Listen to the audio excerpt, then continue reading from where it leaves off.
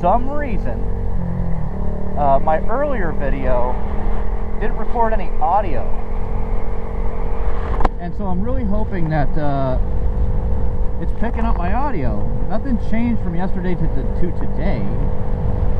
However, I did have it set to 5.3K instead of 4K. So yeah, could have been that. I don't know. We'll find out. So hopefully, yeah, hopefully there's audio. So yeah, on the way in, I was talking about why boys need both dads and moms, and same with girls. But I'm a boy. I have a son. It's about me. It's about boys, right? So I don't know the issues girls have. I mean, my wife's on the rag right now. I know that's an issue, I guess. Anyway, a little bit about my background. So I'm just going to go through like why I have the opinion that I have, and you know, and obviously I think my opinion is correct. You may disagree with me, and depending on what, you know, your opinion is, you know, I might adopt some of your thoughts. But if you're one of those people where you know, like there is no such thing as gender or trans, whatever, click on. You can go away. I know I'm sacrificing viewers for that, and subs and stuff, but don't really care. I don't really care. I've zero tolerance for you people anymore. So go, bye. Have a good rest of your day. So my family, like mine, not my family that I have now, like my wife and my son, not them. Before that, my mother and my father.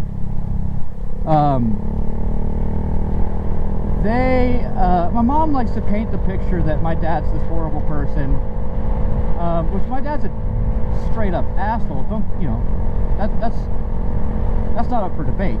That's a fact. Sorry, Pops, but you're a bit of a dick. He's fine now, but you know, when it was crucial and I needed a male figure, damn, he was gone, son. He was out. And it was in part to do with him not having a dad growing up, but it was also my mom. She pushed him away so hard. And then came out as bi and then a lesbian, and now she's bi again. I know, it's like, I don't even know. So my dad left in, I want to say 2003. He just finally had enough. We went on a cruise. We were living in Fresno, California, and my dad had a pretty good job. He was banking about 80 to 90,000 of 2003 money, so that's about 150 today. Doing pretty good, but they had massive amounts of debt that they had to pay off. And up until that point, we lived pretty frugally. So my dad just ups and leaves. My mom, of course, women always playing the victim, played the victim. That basically said my dad is a piece of shit. My dad hates us. He's a horrible person. He's out with his other girlfriends. You know the fucking script. So I grew up resenting my dad, and you know, in part I should have resented him, because he wasn't there. He didn't stick it out. He didn't take me with him. I was left with my mom, but I was such a mama's boy, and I was so brainwashed by her. She's a manipulator. My mom's a manipulator, professional manipulator. And I'm pretty sure she's a sociopath. Same with my sister. I don't think they truly have emotion. I think everything that they do is fake. I think they're the fakest people. They act all highbrow, but and high class, but they're not. Oh no, they're not. So anyway, my dad took off when I was 13, leaving me with my mom, who had already brainwashed me, but then made me more and more and more to her liking. She was a librarian, and she would bring me home gay teen erotic books, and they would be really graphic, and I didn't know any better, and I'm reading these books, and something just didn't feel right with them, you know, like, I'm like, this is really bizarre, but me trying to make my mom happy, I read them, and she would bring back more, and I would read those, and, wow, man, the grooming, dude, oh my god, the grooming, it's sickening, it's truly sickening. Of course, they're mostly written by women and gay men. You know, a straight dude's not going to write about gay teenage sex. How freaking weird is that? Someone would write about that. Teenagers, children, having sex in the butt. So really weird. And I just didn't know. I didn't know. I mean, I felt that it was off and not normal. You know, and I knew also because I was embarrassed. I wouldn't let my friends, when they came over, see my books. You know, I would hide the books. And yeah, so then fast forward, that's 2003, 2004, 2005, 2006 comes along, I turned 16, and my dad starts to come back, sort of. He decided to give it another shot. Half because he broke up with the girlfriend he was with, another half just because, well, I guess it was in three parts. He broke up, he needed a place to stay, and he said, fuck it, let's see if we can't salvage something here. Because they bought a house at one point, during the housing bubble. It got foreclosed on, blah, blah, blah, blah, blah.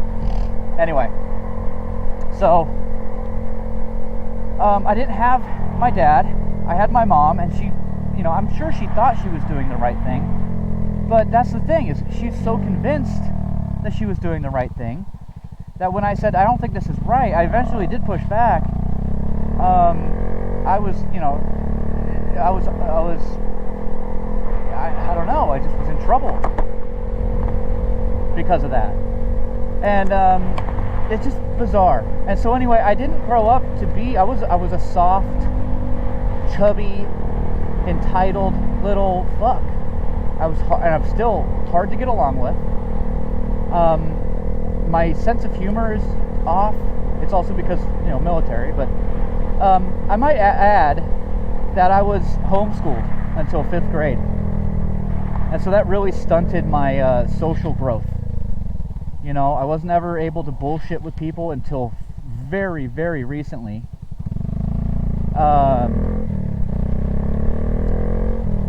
So that didn't help, and that of course is my mom's idea. So yeah, fast forward again, 2006. So 2007, we moved back to Chico, California, where I claim that I'm from, even though I was born in Oceanside, California. So I moved back to Chico, and I finished out high school there. Now I moved every 3 years. Sometimes as soon as 1 or 2 years, and I changed schools. So being homeschooled, having that social hindrance, and then moving every 2 or 3 years, I never able to hold a friend down. Like, it was just sad. I was so lonely all the time. Looking back, it's like, I know you guys thought you were doing the right thing, but you were doing what you thought was financially correct. Not what was best for me and my sister. What was best for us was, like, stability, having the same friends, or even just at the very minimum, the same streets, the same town, somewhere to call home. We never had anywhere to call home, and so I became very resentful, and I still am, but you know, I can see past it. That's in the past. But yeah, so anyway, 2008 comes around. My dad has been with multiple different girls. I graduate high school, and then 2009. So 2009, my dad moved to Chico. We lived over off of the Esplanade. And then my dad lived in a new apartment area complex. And so he started dating several different women. A lot of them were named Deborah, Debbie. So he dated like 3 Debbies at the same time. So 2009 comes around. I joined the Marine Corps and I head off. Now I was such a weak little pushover pussy, and I'm still a pushover.